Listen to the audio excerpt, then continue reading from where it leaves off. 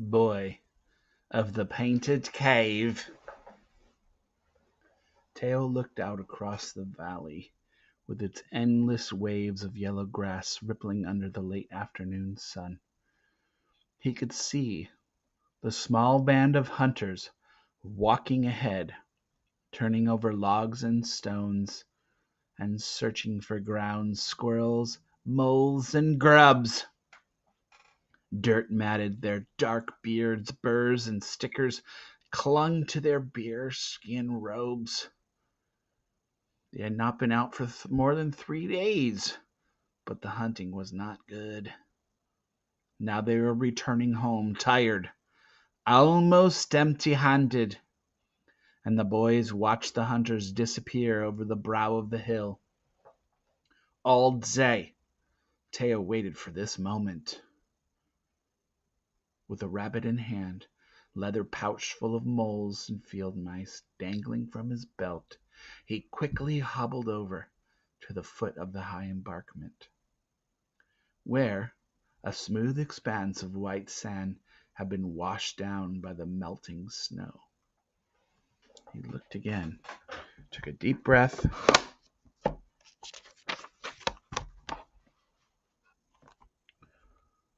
and placed the rabbit on the ground. Then, with the point of his spear, he began tracing the shape of the rabbit in the sand. He worked hurriedly, starting with the head, running the spear around the ears, along the back to the stubby tail. When it came to the legs, his hand slipped, causing the spear to gouge a hole in the sand. He broke off a nearby willow branch and brushed away his drawing. Then he started over. This time he worked carefully, guiding the spear along the natural curves of the animal's body. When it was finished, he stepped back and studied it for a moment, and he shook his head. Nah, I look like a rabbit. It was too stiff, not real. He felt a flush of anger and shoved the rabbit aside. He looked over his shoulder again to be sure he was alone. Then, kneeling down on the sand with his fingers of the right hand, he began to draw a picture of a bear. This one he knew he could do. Working from memory, he drew the huge head of its open mouth, showing the row of teeth, small round ears, and a short little snout. As he worked, a warm feeling welled up inside of him. He forgot about the hunters and the rabbits. He thought only of big brown bears and seeing them dig for roots in the marsh grass. They're scooping up salmon in the icy creeks down by the valley. He remembered their strong shoulders and shaggy brown coats, and for a moment the image was the living beast flowing from his mind to his hand into the sand. He finished his drawing by sketching in the high arched back and sturdy legs, and then he stood up, brushing the sand from his knees. He looked down at the drawing, smiling broadly. It was good, he thought. It was the best around, the best that he'd ever done.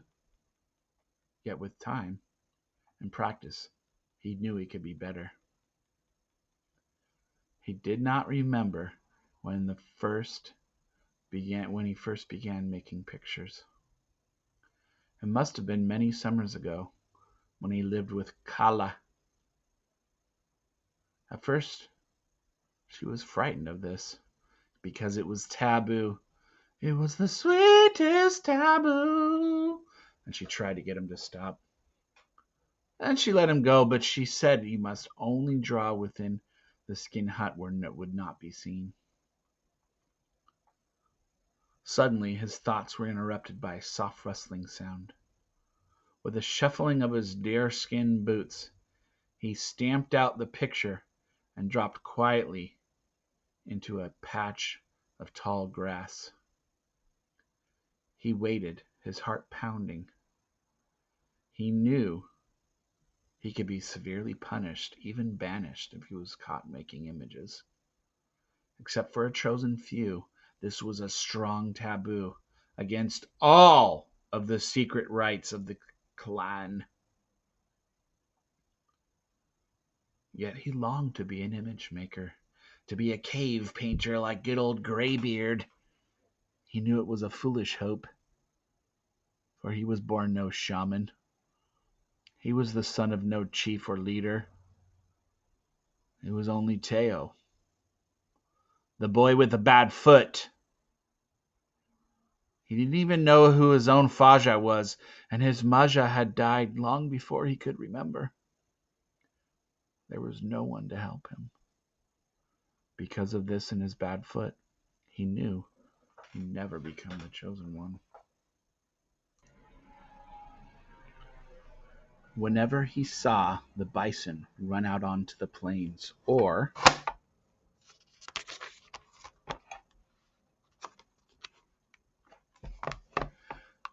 the giant aros or cave lions, he wanted to paint their pictures on the wall of the secret cavern.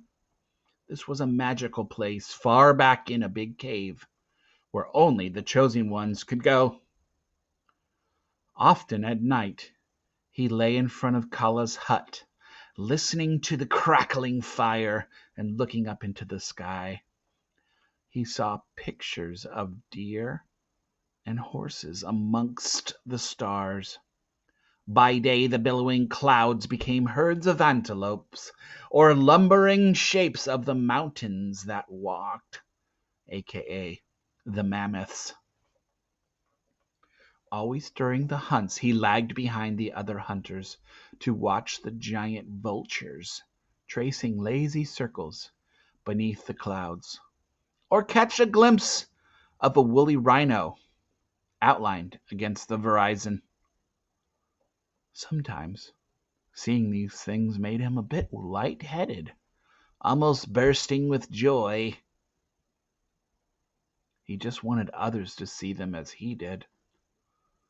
He knew that Garth and the other hunters did not understand this. Even Volt, the leader, looked upon him as an idler and a dreamer unworthy of the respect and manhood.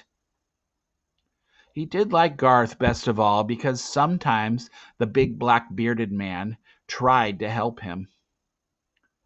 But whenever another hunter came by, all of a sudden Garth was too cool for school and would turn him away and have other things to do. Once again, Teo heard the soft rustling sound in the grass.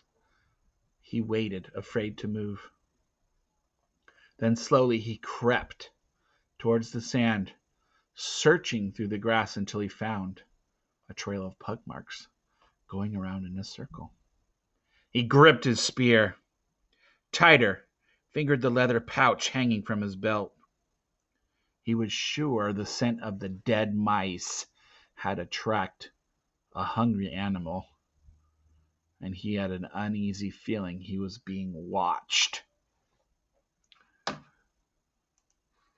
He waited silently, listening. Off in the distance, he heard the harsh, scowling caw of a raven. Caw-caw! That was all.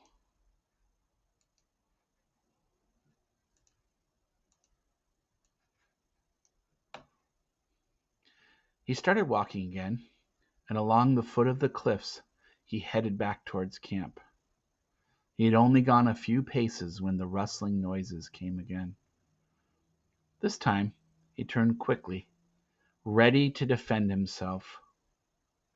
Then he saw it, peering through the shadows, a young wolf, its slitted eyes low and threatening.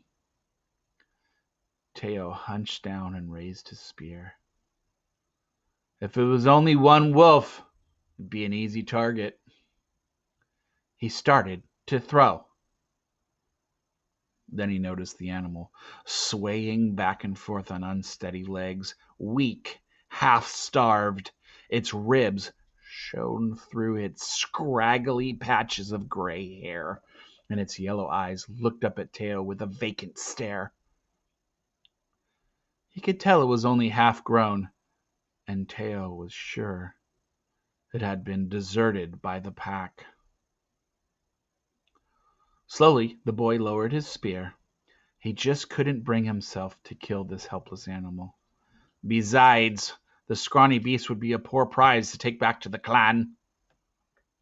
Teo put out his hand and said softly to the frightened animal, Come here. Come here, little pup. Come here. I mean you no harm. I can tell you're hungry, and I have some food. Tasty victuals.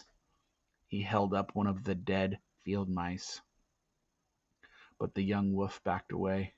A faint snarl curled up on its lip, saliva dripping from its mouth. Teo slit the mouth open with his flint knife and dangled it in front of the wolf. Again, the animal cringed and shied away. Its thin legs were trembling. Here, said Teo, eat. You're hungry.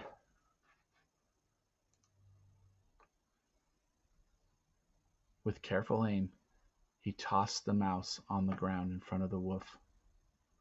The little animal came closer. Slowly, one step at a time, its yellow eyes watched the boy intently. It nuzzled the dead mouse, pushing it around and licking the oozing fluids. Yet it still refused to eat.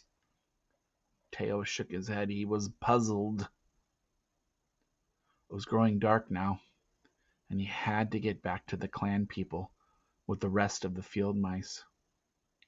He felt badly about leaving the little wolf, but he could not take him with him. He left the gutted mouse lying near the wolf's muzzle. And as he started back, the little animal looked up at him with pleading eyes. Teo shook his head sadly, but there was little more that he could do. He made his way between the huge boulders that littered the foot of the cliffs. Born with a bad right foot, a foot that bent down and turned in slightly, Teo walked with a limp. However, by curling his foot around the shaft of his spear, he had learned to travel with the greatest of ease, and when he was in a hurry, he could vault over the hills faster than a running man.